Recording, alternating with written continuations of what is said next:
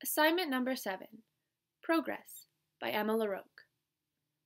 I finally chose the poem Progress by Emma LaRocque. Initially, I was confused and flustered after reading the multitude of broken up sentences and words. I didn't understand what the poet was trying to portray to me. In fact, my initial reaction was to laugh at the poem. Although I was confused, I was also mystified and decided to read it again. The second time around, the simplicity became less simple, and every time I reread the poem, something new was brought to my attention. The many simple words began to release substantial meaning.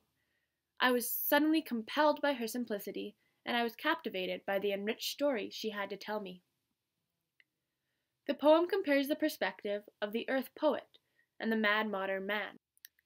One of the main themes within the poem is progress, and the changes that have occurred from when the First Nations freely roamed the land to our current-day industrialized society. The poem brings forth the concept that not everyone may view our society's advancements into the industrialized modern day as progress, but instead may see the changes as digression. The first half of the poem illustrates the world from the perspective of the First Nations. The phrases earth poet and sundance illustrate beauty and give a feeling of serenity.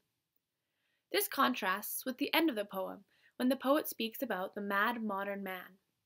The phrases cold steel spires and stealing earth and sundance conjure emotions of despair, discomfort, cold-heartedness, and dispassion.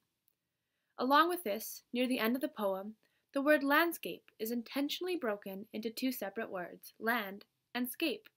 This illustrates the disconnectedness of the modern man society from the earth.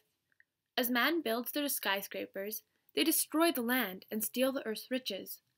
Emma LaRocque is trying to bring forth a reality that the mad modern man sees the earth as dispensable because their main focus is simply progress. The three key features I found within Progress are so busy tipping moons, personification. Mad modern man must make me look, alliteration. Making the sun dance, personification. Lastly, here are my two critical questions to make you think.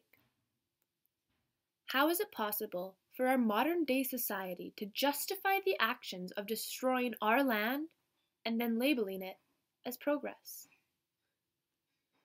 The phrase Sundance is repeated throughout the poem. How does the imagery compose multiple aspects within the poem? How does each simple aspect add to one's understanding of what progress truly represents?